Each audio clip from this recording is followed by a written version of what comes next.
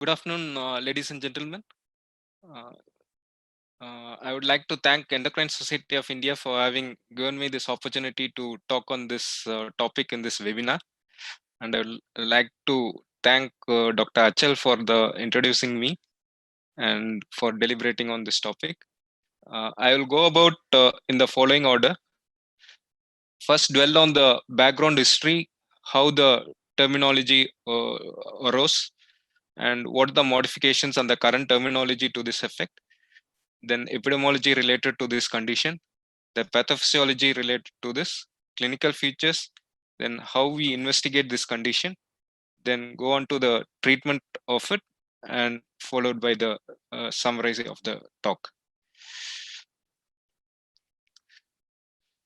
This condition was described first way back in 1966 by neurologist Lord Russell Brain with a patient, with a 48-year-old patient who was a known case of Hashimoto's thyroiditis then on thyroxine treatment.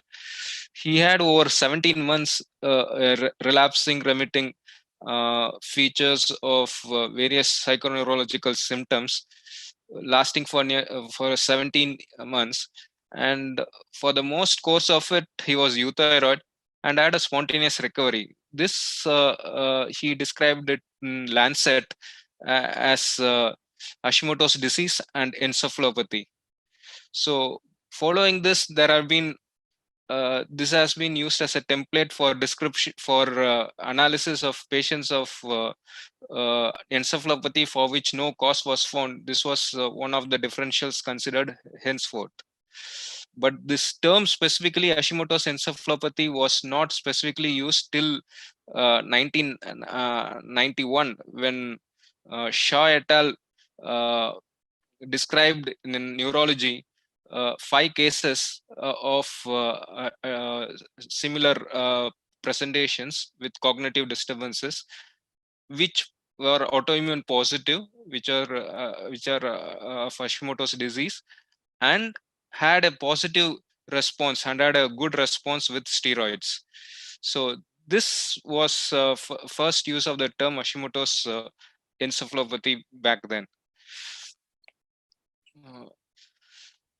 But as time went on, there were controversies with the use of the term.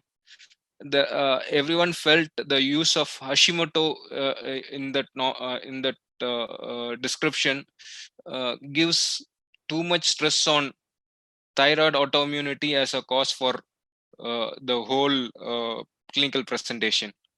It was found that antithyroid antibodies were not pathogenic per se for this condition, and it actually was just a mere marker of CNS autoimmunity. And the disease activity and the treatment response was found to be unrelated to the antithyroid antibody titers.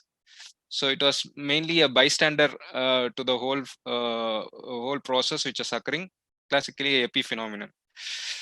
And steroid responsiveness was considered as the chief feature of this condition, and hence as a result many people wanted it to be renamed it as steroid responsive encephalopathy with associated with autoimmune thyroiditis, or either as encephalopathy associated with autoimmune thyroiditis.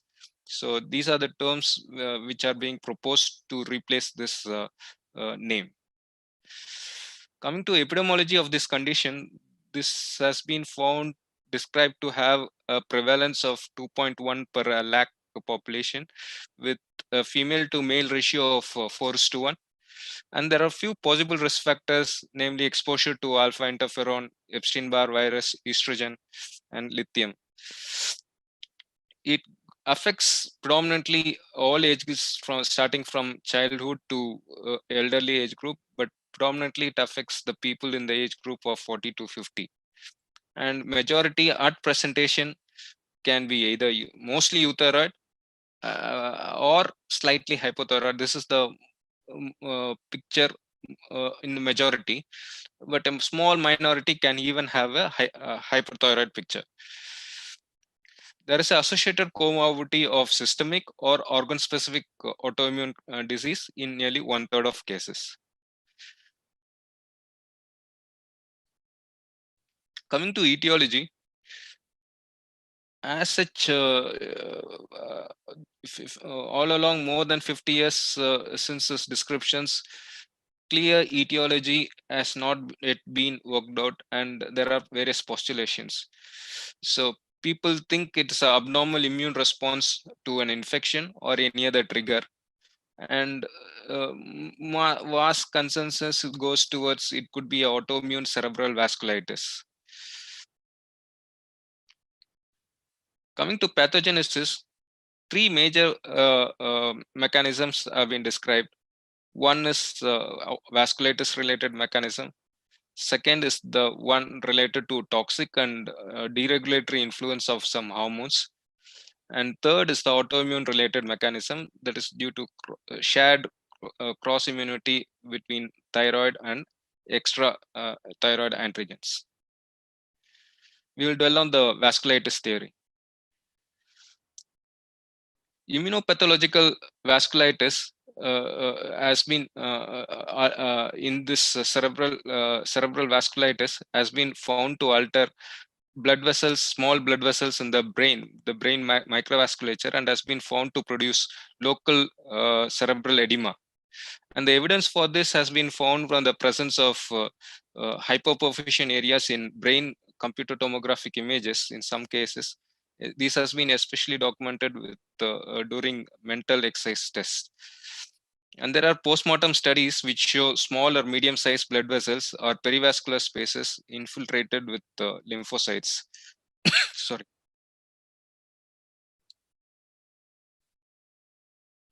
Then we come to the dyshormonal pro-autoimmune theory.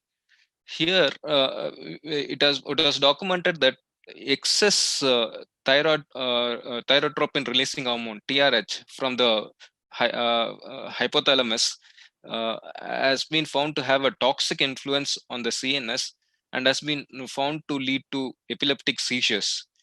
Additionally, this TRH stimulation leads to increased prolactin levels and decrease the bioactive activity of prolactin and abnormal circadian rhythm. Prolactin has been found to inhibit negative selection of autoreactive B lymphocytes, thereby leading to autoimmunity. So this prolactin hyperprolactinemia leading to autoimmunity is also another contributing mechanism towards this condition. Third is the autoantibody theory. All major thyroid antigens altered in the autoimmune thyroid disease are also expressed in human brain. The antithyroid autoantibodies recognize the antigens of cerebral vasculature. Anti-TSH receptor autoantibodies bind to the cortical neurons, and anti-TPO localizes on astroglial cells of cerebellum and cerebral cortex. So extrathyroidal symptoms of Hashimoto's disease sorry, involving the CNS can be mediated by antithyroid autoantibodies. Hashimoto's encephalitis vasculitis in brain is mediated either through immune complexes or via cytotoxic effects triggered by these autoantibodies against the targets shared by both thyrocytes as well as endothelium. Antithyroid antibodies is found to be increased in nearly 95 to 100% of Hashimoto's encephalitis cases, while sorry, antithyroglobulin and autoantibodies are elevated in 73% of cases, while anti-TSH receptor antibodies is found only in 10 to 20% of these cases. While in CSF, these antithyroid antibodies are also found, and these are found to indicate an intrathecal production of them. These antithyroid antibodies, it can be also found in normal population. It varies from as low as 2% to 20%, and This is because with age, their positivity is found to increase. Normally, the usual is around 7 to 10 percentage in general population.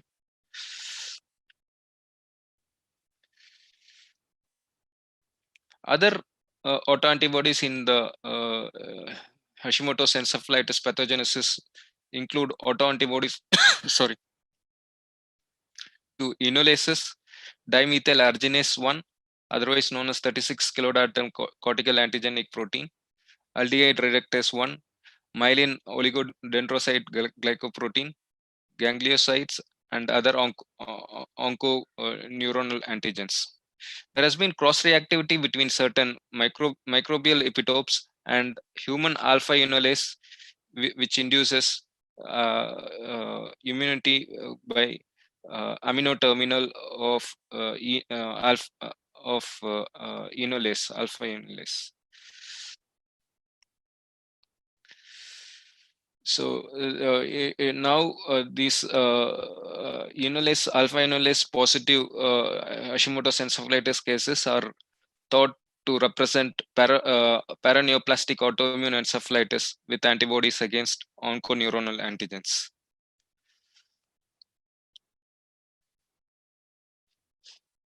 Anti-N-terminal alpha alpha enolase antibodies and Hashimoto's encephalitis. It is found to be absent in nearly 50 percentage of patients, meaning its sensitivity is just around 50%, and its specificity is also around 90%, and that 10 percentage of Hashimoto's disease uh, will also have these antibodies without Hashimoto's encephalitis. And low titers of these antibodies and similar anti-brain autoantibodies have been found in healthy subjects, and this is thought to be a feature of natural physiological autoimmunity which is required for regulatory functions.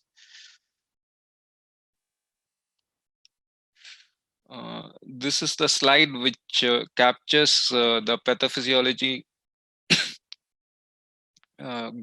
in toto.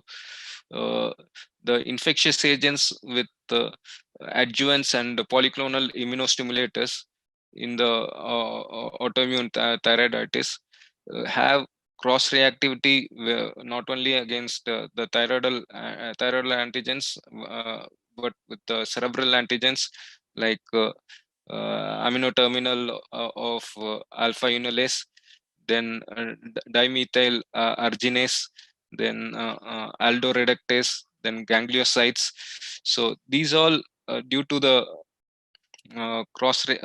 reaction, they lead on to vasculitis and the microthrombi, which lead on to focal ischemia and lead on to damage to the neurons and dysregulation of neurons, leading to activation of ganglia and increased pro-inflammatory cytokine production and symptomatic presentation of motor impairment or psycho-emotional cognitive disturbance. This can be mediated also through demyelination occurring mediated through myelin oligodendrocyte protein. There is also hypothalamic pituitary reaction, which leads to increased TRH production and increased prolactin production, which promotes this autoimmunity of due to thyroid and extrathyroidal antigens. Coming to clinical features, this encephalopathy as a presentation which is relapsing and remitting in majority of the people. Sorry, nearly 50 to 95% have a relapsing and remitting course, while nearly 10 to 40% have a progressive course. Some can present with seizures can take the form of status epilepticus in 12%, can have altered consciousness, slow stroke-like episodes, myoclonus, focal deficits, tremor, or psychosis. Cognitive dysfunction is pretty common, and can have also sleep disorders as a presentation, headache, ataxia or gait disturbance, transient aphasia, fatigue, or mood disturbance.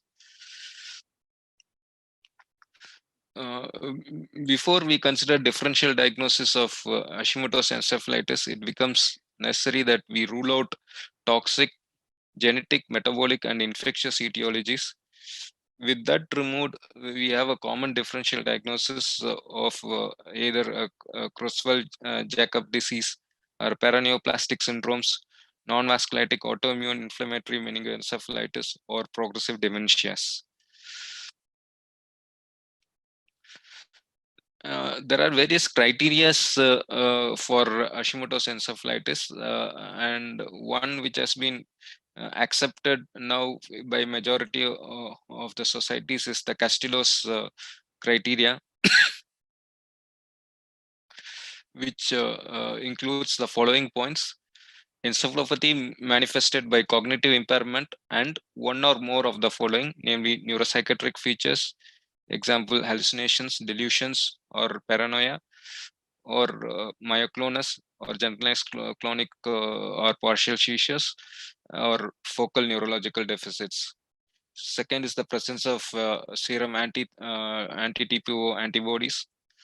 Third is the presence of thyroid euthyroid status or a mild hypothyroidism, that is TSH less than 20, that would not account for encephalopathy, and no evidence of either blood, urine, or CSF analysis of either infection, toxic, metabolic, or neoplastic process.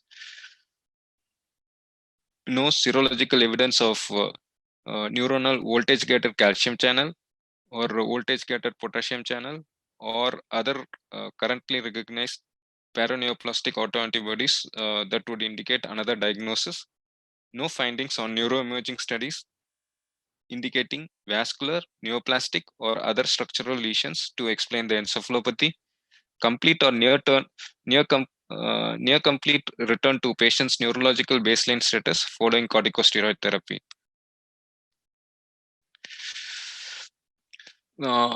We should all remember that Hashimoto's encephalitis is basically a investigation negative. We think of this condition when all the investigations have come out negative.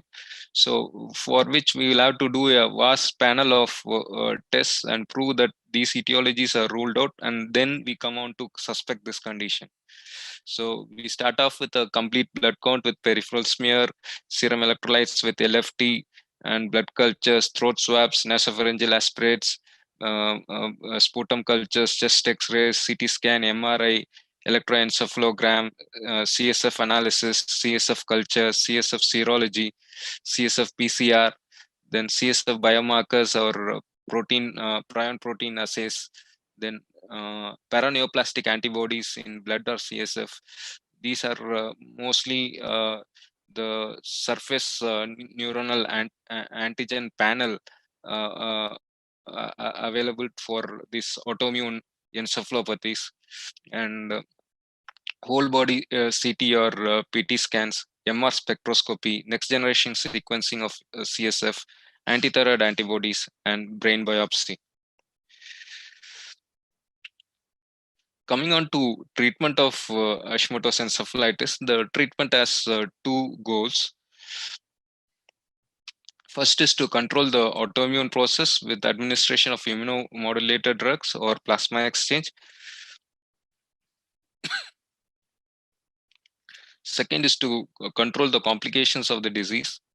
For example, seizures controlled with anti-epileptic drugs or cerebral edema managed with mannitol. The first line of treatment is the corticosteroids. We commonly use intravenous methylprednisolone daily for 3 to 5 days at the dosage of 1 grams per day in adults, or in children it's used at the dose of 20 to 30 milligrams per kg, and this is followed by high dose of oral prednisolone, usually at the dose of 1 to 2 milligram per kg per day. We usually have a slow tapering of these high dose steroids depending upon the patient's symptomatology, and we move on to the maintenance dose, which usually lasts for a few months to lasting for few years.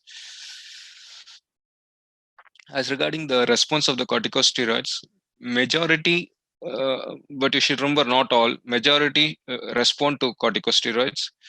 And in case of recurrence, we restart them either on same dose or increase the steroid dose, or pulse dosing may be used.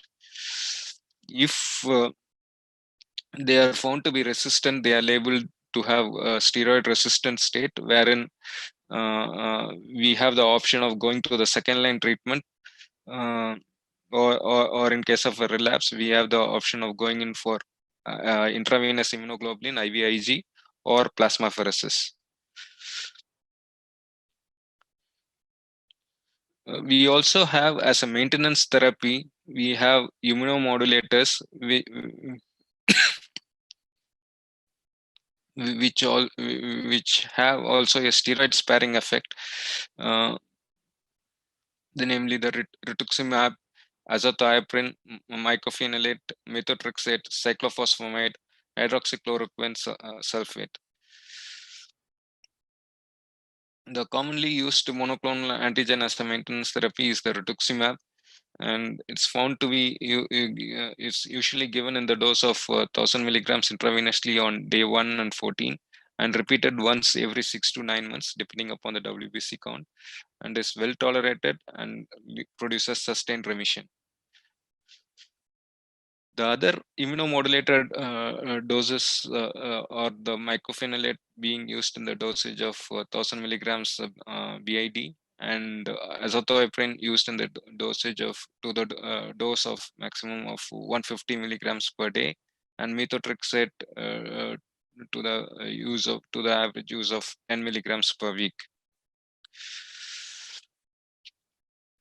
Intravenous immunoglobulin as a second line therapy, it's always used when there is incomplete response to steroids, or there is relapse at the time of de-escalation. And the dose generally used is 2 gram per kg per day for sorry for 5 days, and one or more courses of this might be required.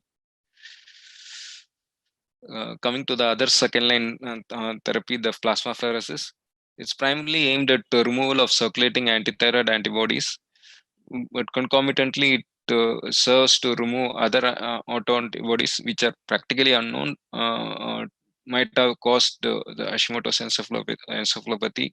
So it also removes the autoimmune complexes, cytokines, and other inflammatory mediators.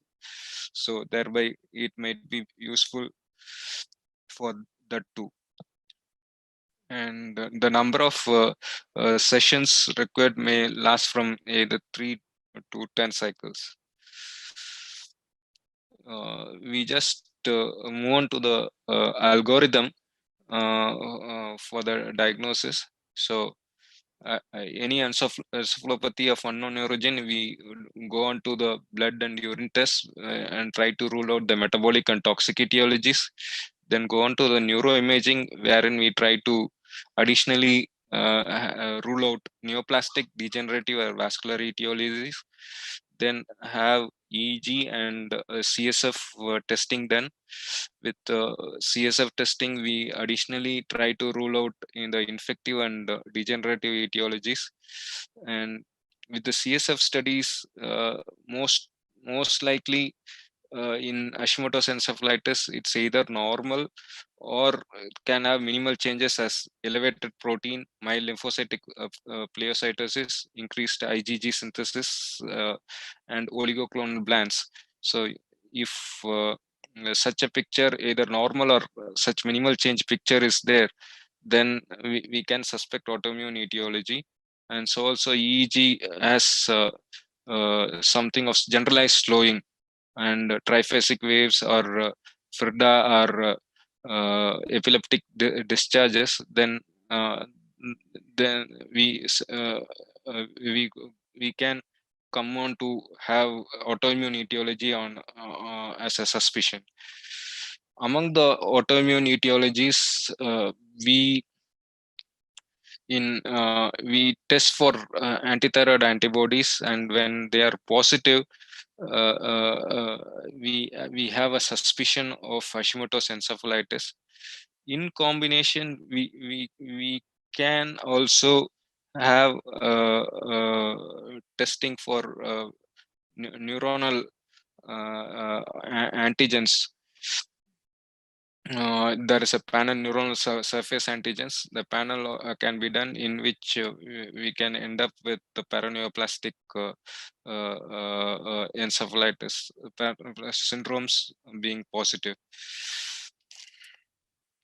As regards treatment, as I had referred to, first line would be methylprednisolone, and treating with if there is a hypothyroid picture, adding on levothyroxine, and if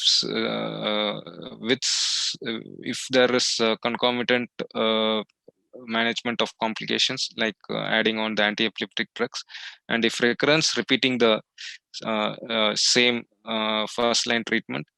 And if there is resistance, then we go on to either second line and treatment with immunoglobulins or on plasmapheresis. And for long-term treatment, we take the help of steroid sparing drugs like rituximab, mycophenolate, azathioprine, and methotrexate. With this, I would like to summarize my talk. The term Hashimoto's encephalopathy should be replaced by either steroid responsive encephalopathy associated with autoimmune thyroiditis, or encephalopathy associated with autoimmune thyroid disease. Presence of encephalopathy of uncertain cause presenting with cognitive disturbance, myoclonus, or seizure disorder mandates a search for markers of autoimmunity and evaluation of thyroid function with antithyroid antibodies. Besides antithyroid antibodies, other autoreactive anticerebral antibodies of minor specificities also may be present and may be the causative agent. The course of neurological syndrome is not related to the degree of thyroid dysfunction or the level of antithyroid antibodies. And thyroid dysfunction is usually mild and should be corrected, but thyroxine therapy may not improve the neurological symptoms. And diagnosis of steroid responsive encephalopathy with autoimmune thyroiditis should only be entertained after exclusion of metabolic encephalopathy, CJD, Creutzfeldt-Jakob disease, bacterial and viral causes. Thank you for the attention.